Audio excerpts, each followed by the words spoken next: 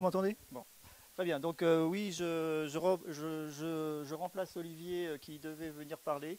Je suis hydrogéologue au BRGM à Marseille et je vais vous entretenir donc des enjeux de l'élévation du niveau marin par rapport au phénomène d'intrusion saline. Alors, excusez, enfin, il était prévu qu'on aborde aussi les problèmes d'érosion. C'est pas vraiment mon domaine. Eric, que vous avez entendu tout à l'heure, pourra éventuellement répondre à des questions s'il y a des problèmes, s'il y a des questions qui se posent, mais c'est vrai que j'aborderai pas trop cette thématique pendant l'exposé, ce qui ne veut pas dire on s'en désintéresse, hein, c'est simplement un problème de on n'a pas eu le temps de reboucler avec le collègue qui devait parler. Alors, voilà, donc je vais aborder la problématique des eaux littorales dans un premier temps. Les, on verra les enjeux du littoral en région PACA, oui, parce que donc je, j'essaie d'élargir un petit peu le sujet sur ce qui se passe en Méditerranée et singulièrement en PACA. Euh, je donnerai après quelques définitions. Non, alors je maîtrise mal aussi. Comment on a, c'est en haut, d'accord. Ah oui, oui, d'accord. Donc, quelques définitions hydrologiques concernant le littoral, les concepts sur le biseau salé, et puis surtout les facteurs qui favorisent l'intrusion saline et la notion de vulnérabilité à l'intrusion saline avec une méthode dont je vous dirai quelques mots. Bon, alors les problématiques des eaux littérales. Alors, en fait, si on l'aborde par rapport à ce qu'on pense être, enfin, ce qui va devenir suite au changement climatique, on va avoir plusieurs facteurs enfin, plusieurs phénomènes qui risquent d'arriver. Donc, une montée du niveau océanique ou marin, une augmentation de la fréquence de prélèvements climatiques extrêmes, comme des tempêtes, des vagues de tempêtes, des crues et des étiages sévères. Oui. Oui. Euh, une réduction des débits des cours d'eau, une baisse des flux des nappes qui se déversent vers le littoral, et en croisant ça avec une augmentation de la population et des besoins en eau sur le littoral, on risque d'avoir des phénomènes de subversion récurrents, des phénomènes d'érosion accélérée du littoral, un déplacement de sédiments et des évolutions de qualité des eaux, parce qu'on verra que ces phénomènes d'intrusion se traduisent au moins autant par des problèmes de qualité que de quantité. Et quant aux les phénomènes d'intrusion saline, oh là, c'est celui-là, voilà. Oui, alors on a donc des problèmes de contamination d'eau souterraine, de remontée de fronts salins le long des cours d'eau et des problèmes de submersion de zones qui sont topographiquement basses. Donc il faut voir que les impacts, au niveau du littoral, les interactions sont nombreuses et dépassent largement bien sûr le champ des eaux souterraines, puisque si on parle en termes, disons, d'aléas, comme ce qui est indiqué en bleu, oh, excusez-moi, non, c'est terrible. D'accord. Oui. Donc tout ce qui est aléa, donc l'augmentation du niveau marin est un des aléas et qui a des conséquences sur les déplacements de sédiments, également sur l'évolution de la qualité des eaux, donc au niveau bien sûr de l'exploitation des ressources de la mer. Également au niveau on verra l'avancée du biseau salé, mais également sur les problèmes de submersion donc récurrente et de salinisation des terrains agricoles qui sont une conséquence un peu secondaire de cette avancée du biseau, et des problèmes de contamination. D'accord, excusez-moi, c'est terrible. Comment on revient là? C'est celui du bas, d'accord. Ouais, la souris, ça va peut-être être plus... Voilà, excusez-moi. Euh, L'augmentation du niveau marin est à mettre en relation avec l'érosion, mais également avec un phénomène qui a son importance et qui est même, on le verra dans la région largement aussi important que le problème de l'augmentation proprement dit du niveau marin, qui est la baisse des apports d'eau continentale. Et ça a des impacts sur l'écologie. Bon, ben, j'y arriverai pas, hein. Je crois que je suis comme mes prédécesseurs. Je suis pas. Eh ouais, ouais, mais c'est que je. Bon, oui, c'est comme vous voulez, d'accord. Bon, enfin, euh, euh, comment est constitué le littoral PACA? On a 700 km de côte qui sont le plus souvent assez découpées. Euh, on a des masses d'eau souterraines, donc ces entités qui ont été créées suite, comme on l'a dit tout à l'heure, aux différentes lois sur l'eau. On a regroupé les nappes dans des masses d'eau souterraines qui sont potentiellement en contact avec les eaux marines ou saumâtres. Alors si vous, avec la souris, appuyez sur le... Ouais, non, c'était pas celui-là. Non, non, c'était pas celui-là. Eh non, c'était ça. Attendez. Ouais. Ouais, ouais, appuyez sur le bouton. Là, voilà. C'est celui-là, voilà. En fait, voilà, donc on a plusieurs types de contacts au niveau du littoral entre les eaux, entre les masses d'eau et puis les mers. On a des zones qui sont donc comme la Camargue ou qui sont assez plates. On a des zones qui rassemblent des terrains qui sont à prédominance plutôt calcaire, alors avec des zones qui sont découpées. Bien sûr, le système des calanques c'est bien représentatif. Et vous voyez que dans ces contextes-là, si vous pouvez passer la suivante, par contre là c'est bon, la suivante, voilà. Vous avez beaucoup de nappes alluviales qui viennent se déverser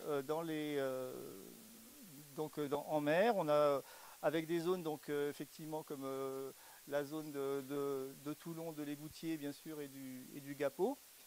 Et puis on a des terrains encore qui sont d'autres origines géologiques et qui donnent des côtes découpées, et également donc au milieu de ça des alluvions qui sont des zones aquifères et qui sont bien exploitées pour les ressources en eau et qui constituent donc des zones de contact plus planes au niveau du littoral entre la mer et le continent.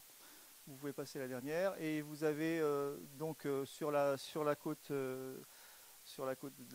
d'Azur proprement dit, la vallée du Var qui sont, et puis toute une série de côtes qui, vous voyez, qui sont découpées. Donc je veux dire, on va avoir des problématiques différentes par rapport à la montée du niveau, du niveau de la mer sur les phénomènes d'intrusion saline. Voilà. Ah oui, il y avait d'autres aspects. Alors sur les enjeux du littoral, d'accord. Donc là, il faut pour le coup revenir en arrière. Ça, c'est. Non, oui, c'est ça. Voilà. Le deuxième enjeu du littoral, c'est les aspects démographiques, puisque c'est une zone, bien sûr, à la fois de forte densité démographique et également dont on pense que les projections semblent indiquer quand même qu'il y aura un développement important de la population. C'est le diagramme de droite. J'ose plus toucher à ce. Voilà. C'est le diagramme de droite qui va vous montrer que par rapport à une situation actuelle, la population va dans les décennies actuelles augmenter d'une façon importante, et avec la population, des besoins en eau bien sûr qui vont croissant, qui ne sont pas forcément des besoins en eau souterraine, mais enfin qui sont des besoins en eau globaux et qui risquent de créer des tensions supplémentaires au niveau de la demande. Donc vous voyez que c'est des zones à enjeu importants. En plus, on a à gérer non seulement des augmentations de population, mais des augmentations saisonnières de population, c'est-à-dire avec des besoins qui sont localisés dans les périodes estivales et avec des hausses de consommation bien ciblées dans les moments où la recharge des nappes, quand il s'agit d'eau souterraine, est la plus faible. Et donc il faut gérer des conflits d'usage qui soient latents ou patents. Donc c'est vraiment des zones à enjeu importants. Ça, je l'ai... Voilà. Non, là, je reviens en arrière, d'accord. Allez-y, passez, voilà. Non, attendez. Ouais, juste avant. Excusez ces cafouillages, ça n'aide peut-être pas à la clarté de l'exposé.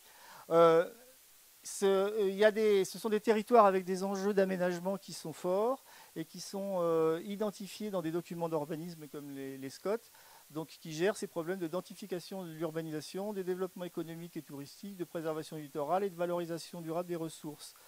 Euh, les eaux souterraines ont un rôle à jouer important et des points de vigilance doivent être posés, notamment par rapport à la problématique d'intrusion saline, mais pas seulement. Alors, on favorisera la diversification des ressources, le soutien au développement du territoire et aux usages par l'approvisionnement en eau à des périodes donc, dans lesquelles les manques d'eau se font le plus sentir, des soutiens aux cours d'eau et aux zones humides, et l'utilisation des ressources non conventionnelles, comme par exemple de l'eau qu'on peut réutiliser dans des phénomènes des procédés de gestion active comme la reuse ou des réutilisations d'eau qui sont préalablement traitées et réinjectées. Tout ça pour passer en gestion active, c'est-à-dire ne pas seulement subir les choses en disant on va limiter les prélèvements par exemple pour le temps que les ressources sont basses, mais on va essayer d'être actif et d'anticiper les choses et de dire on va essayer par exemple de faire un front qui va repousser le biseau le temps qu'on puisse faire des prélèvements, sachant que les phénomènes sont réversibles, c'est-à-dire partiellement réversibles, c'est-à-dire qu'une fois que des contaminations sont apparues, on peut en réduire l'impact, mais pas complètement les annihiler. Donc c'est des problèmes de gestion qui se gèrent très bien à condition d'y mettre les moyens et de prendre le temps de faire les choses correctement. Oui. Alors, sur un plan, sur quelques définitions hydrologiques.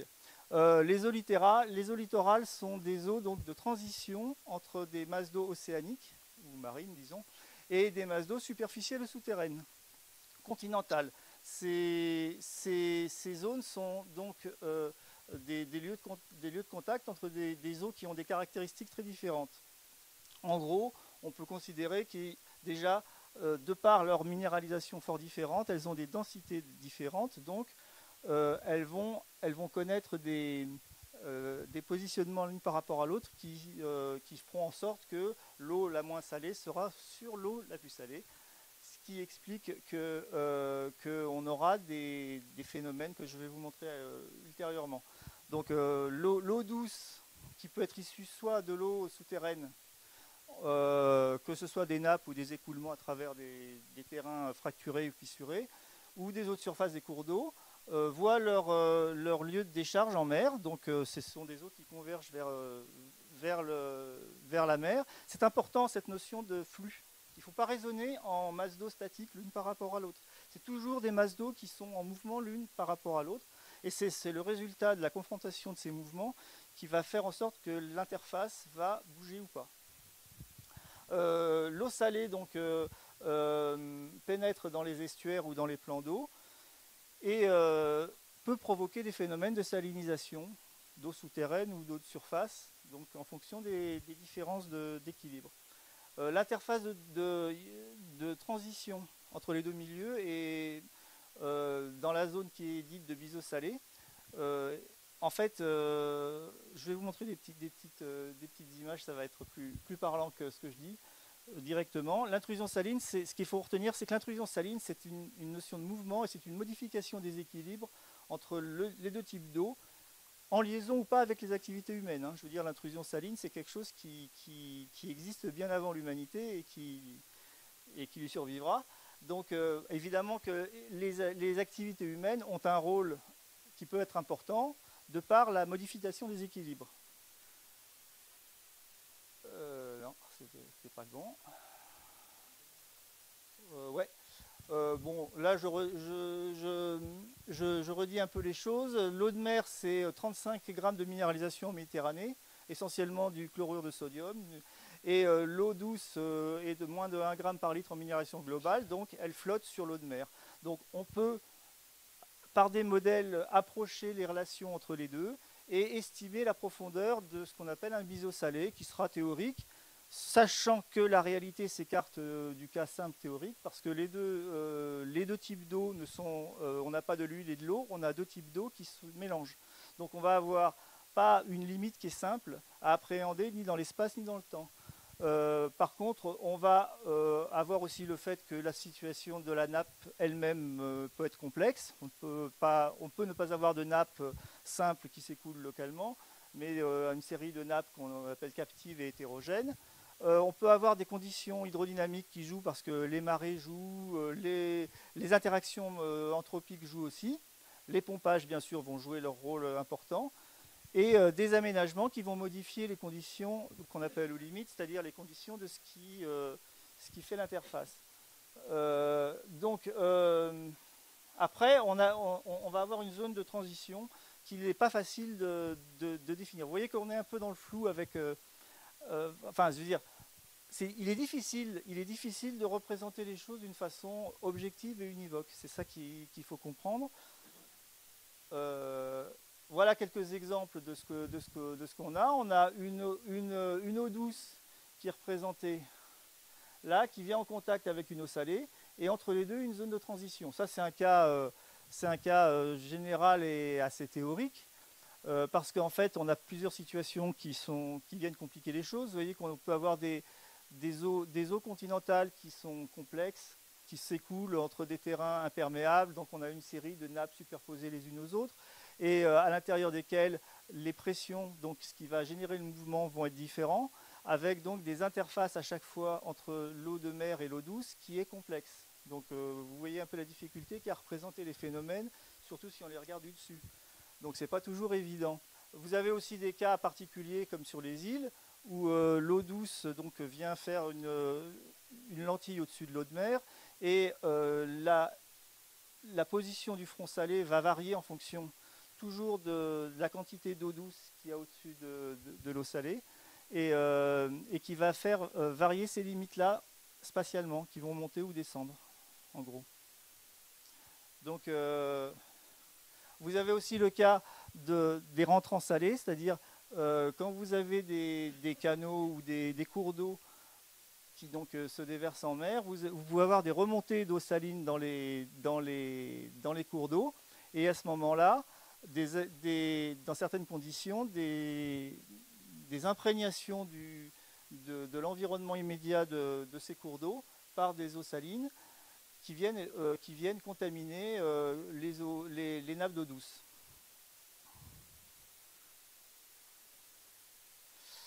Alors, quand on a toutes ces situations, quels sont les facteurs qui favorisent l'intrusion saline? Donc je vous rappelle, l'intrusion saline, c'est quelque chose de dynamique, c'est quelque chose qui bouge, donc on perturbe un équilibre. Donc il y a des facteurs qui peuvent perturber cet équilibre, parmi lesquels, voilà, la hausse moyenne du niveau marin. Alors on en a parlé tout à l'heure, selon les scénarios envisagés, cette hausse à l'horizon 2100, et comme on l'a dit tout à l'heure, ça ne va pas s'arrêter en 2100, mais disons si on fait le point sur 2100, ça va se situer en Méditerranée entre 40 cm, 60 cm et 1 mètre. On peut estimer à peu près cette...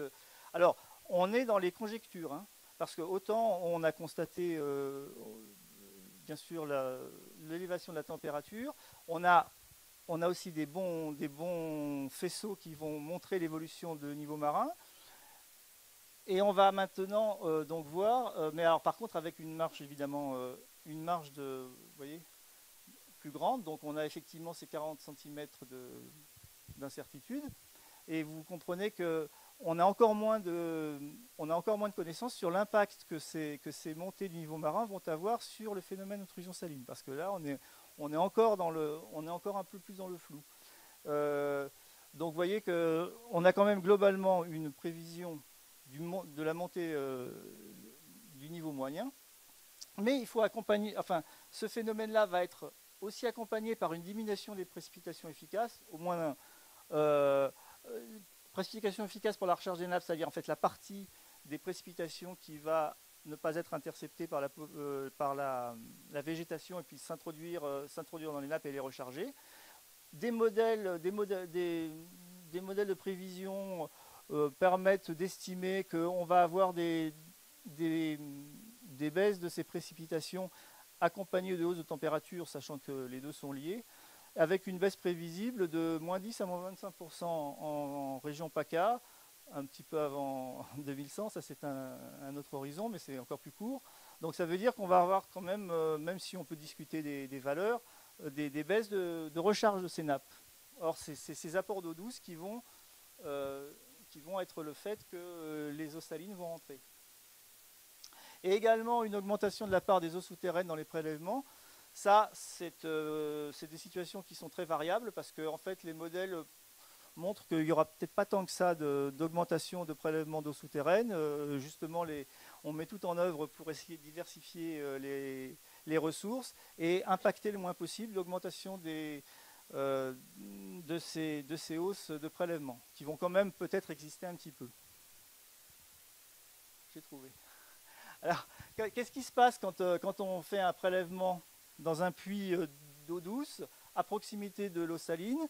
Eh bien, vous avez des phénomènes d'attirance. Donc, vous avez quand on fait des prélèvements d'eau en général, on a tendance à développer des cônes d'influence. Et si le cône d'influence arrive au niveau de l'eau salée, on va avoir des phénomènes de pénétration par le fond ou pas par le fond, enfin là c'est schématique, d'eau dans les puits. Donc vous allez avoir des contaminations. Alors j'insiste sur le fait que ça ne va pas forcément se traduire par une baisse des niveaux. Alors c'est-à-dire que ça va surtout se traduire par une baisse de la qualité de l'eau, c'est-à-dire que l'eau va être rendue finalement impropre à la consommation, sans que les niveaux qu'on appelle niveau piézométrique ou le niveau de nappe, en tout cas baissent plus qu'il ne baisserait s'il y avait... Vous comprenez, si vous remplacez l'eau douce par de l'eau salée, le rabattement sera le même, mais la qualité restera bonne, alors que si vous mettez de l'eau salée à la place, eh bien vous allez attirer de l'eau qui sera impropre à la consommation. Alors qu'est-ce qui se passe si on a des prélèvements dans des milieux un peu plus complexes que ceux qui sont présentés là? Vous allez avoir des situations où vous allez avoir non seulement des risques de contamination d'eau douce par de l'eau salée, mais également éventuellement de contamination d'eau qui sont naturellement protégées par des couches imperméables de la surface, qui sont donc d'eau plus douce, parce que en fait c'est ce qui va déterminer le fait que l'eau ne soit pas contaminée, c'est qu'elle se dirige vers la mer et donc elle a un gradient de mouvement qui va la laisser s'écouler. Mais si on perce, on risque de mettre en contamination des niveaux qui ne l'étaient pas et contaminer des milieux qui sont très difficiles après à décontaminer. Donc les risques qui sont importants. Ça se gère très bien quand on a les outils et les moyens pour le faire. Et moyennant quoi, on arrive à bien gérer les choses. Mais il faut avoir conscience de tout ce qui peut se passer sur un continent, sur une zone littorale. Alors, vous voyez dans mon discours que en fait, le niveau marin, il va jouer un rôle, mais c'est peut-être pas le, en tout cas dans les régions où on a des secteurs un peu complexes, c'est peut-être pas le facteur le plus limitant dans cette affaire-là. Ce qui va jouer plus, c'est la baisse des recharges des nappes et puis c'est l'importance des prélèvements. Bon, donc les conditions proprement dites du milieu, c'est la topographie, les zones basses et planes par rapport au niveau de ma mer vont voir des pénétrations d'eau en cas de niveau marin qui augmente de plusieurs kilomètres, et l'imprégnation des sols. Donc ça va être un impact avec une perte d'usage des sols, parce que quand un sol agricole est contaminé par du sodium notamment, ben, ça le rend impropre aux cultures notamment. Donc c'est vraiment des problématiques importantes. Et puis évidemment par la géologie, savoir si on a des milieux poreux, fissuraux, continus, discontinus. On a beaucoup de situations différentes et ça peut jouer, ça joue des rôles évidemment importants. Voilà par exemple ce qui se passe sur de la Crau pour compléter l'exposé d'Antoine tout à l'heure. Les qualités de la Crau en fait constituent, donc Antoine vous l'a dit, en fait plus exactement ce qu'on appelle l'aquifère de Camargue, qui n'est pas vraiment un aquifère en lui-même, puisque la Camargue c'est plutôt des limons qui recouvrent des niveaux, voilà, les limons de Camargue, avec un aquifère superficiel, mais enfin qui est très peu productif. C'est surtout de l'eau qui stagne et qui est imperméable. Par contre, l'accro qui était affleurante en amont des Laurons continue à plonger. Effectivement, on n'en connaît pas l'exutoire l'exutoire au sud-ouest, mais en tout cas, il y a une zone. Donc, vous voyez, on se situe juste par là. Il y a une zone de transition entre la partie captive de la nappe de l'accro, qui est en fait géographiquement sous la Camargue, et puis la partie libre de l'accro, avec toujours une confrontation entre les flux, sachant que il peut y avoir là des zones d'imprégnation d'eau marine à des quantités plus ou moins élevées, et une zone de transition avec les impacts que ça peut avoir. Autre cas complètement différent, mais c'est pour ça que je vous l'ai mis. Donc c'est plus du tout dans l'accro, c'est la source de Port-Miou, donc à côté de Marseille, où là on est dans les calcaires et l'eau ne circule plus en nappe, mais dans des conduits.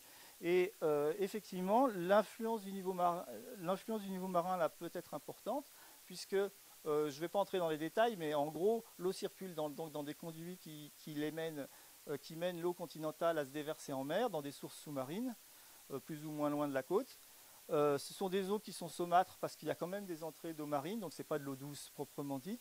On a fait un système de barrage pour essayer de capter l'eau, bon, enfin, pas avec beaucoup de succès. Par contre, l'eau de mer, elle peut pénétrer dans d'autres conduits par en dessous, puis après remonter et éventuellement contaminer ces conduits qui l'étaient ou qui l'étaient que sous forme d'eau saumâtre. Alors évidemment que là, pour le coup, un niveau de mer qui augmenterait la charge d'eau au moment où les conduits se remplissent et accroîtrait le phénomène d'intrusion saline. Vous voyez, dans des situations qui sont très différentes, on a par là un rôle plus important des variations du niveau marin que précédemment, peut-être. On a essayé de définir ce que c'était. Alors, vous avez tout ce qu'on sait actuellement de l'état de l'art, des phénomènes d'intrusion saline, notamment par rapport à la montée des eaux, mais pas seulement, montre qu'on n'a pas de cas général. C'est-à-dire qu'on a une succession de cas particuliers, comme je vous l'ai montré, et que dans chaque situation, on a des réponses qui sont différentes. Mais on a quand même essayé au niveau de tout le littoral de classer les masses d'eau ou les entités hydrogéologiques, en tout cas, en termes de vulnérabilité par rapport à la montée à l'intrusion saline et singulièrement à la montée des eaux. Donc il y a une méthode qui existe, qui a été développée il y a une dizaine d'années. C'est la méthode GALDIT, qui est un exemple de cartographie qui intègre la notion de montée du niveau marin. Bon, je ne vais pas entrer dans les détails de la façon dont cette méthode est menée. Ce qu'il faut savoir, c'est qu'on croise un certain nombre de facteurs, on leur affecte un poids, et de ces poids, on obtient des notes, et on obtient des cartes. On obtient des cartes de vulnérabilité. Ça a été fait sur l'ensemble du territoire, enfin du littoral pratiquement, du littoral français, en tout cas atlantique et méditerranéen, avec des zooms sur certains secteurs. Alors on a fait ce zoom sur le secteur du Rhône, côté Languedoc, mais c'est très proche de ce qui se passe bien sûr en PACA. On a donc la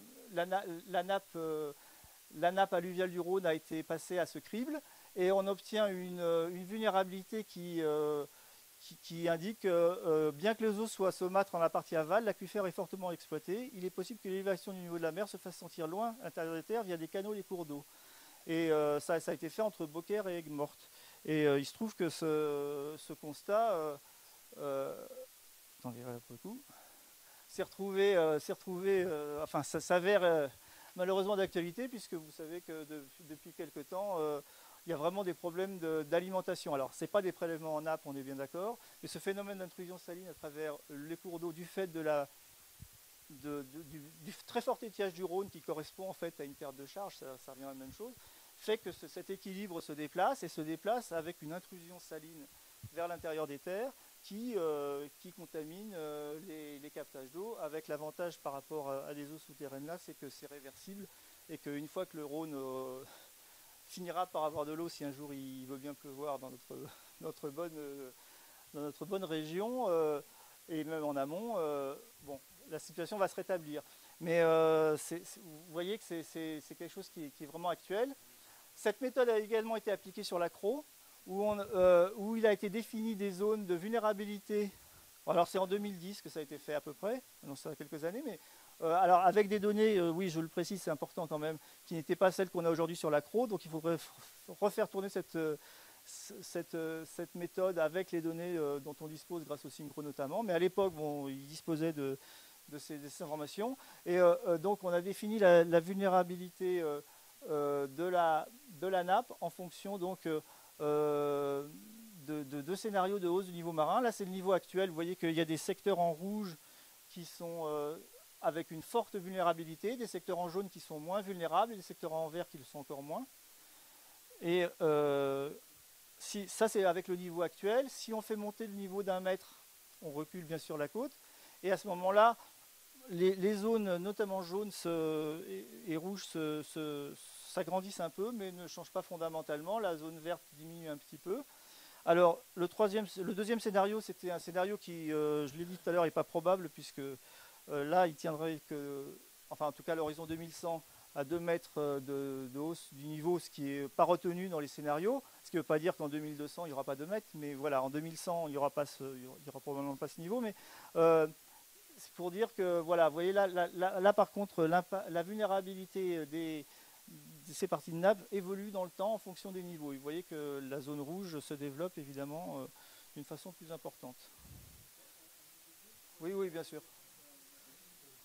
J'ai pris, voilà bon, je vais passer ça parce que c'est la vulnérabilité des eaux souterraines sur l'ensemble du territoire de PACA.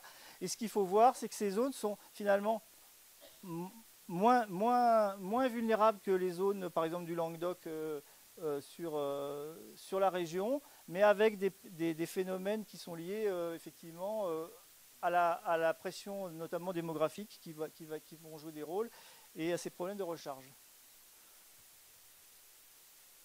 Et puis, après, voilà les conclusions. Ça c'est, donc en PACA, on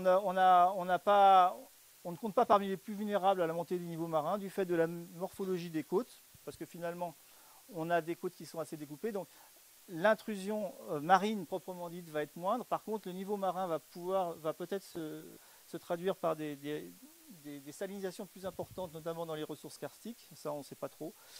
Ces zones sont marquées par une influence anthropique, donc c'est plus impactant que la seule montée du niveau. Et quelques recommandations. Alors, c'est important, ça c'est ce qu'a dit aussi Antoine tout à l'heure, c'est ce qui va être fait sur l'accro. Pardon. C'est l'acquisition des données complémentaires ponctuelles, donc de la piézométrie, donc des mesures de niveau de nappe, haute eau, basse eau, la réalisation d'inventaires spécifiques sur des points de prélèvement. Donc ça, c'est très important parce que tous les ouvrages, même les plus petits, peuvent avoir un impact sur cette intrusion saline. L'établissement de réseaux de suivi spécifiques pour mesurer non seulement la piézométrie, mais aussi le paramètre qui traduit la minéralisation de l'eau, qui est la conductivité électrique, et d'autres paramètres éventuellement, les teneurs en éléments chimiques qui sont caractéristiques de la mer, avec des piézomètres disposés d'une certaine façon, pour mettre en place des seuils d'alerte, pour dire voilà, à partir du moment où tel seuil est atteint, il faut se préoccuper du phénomène.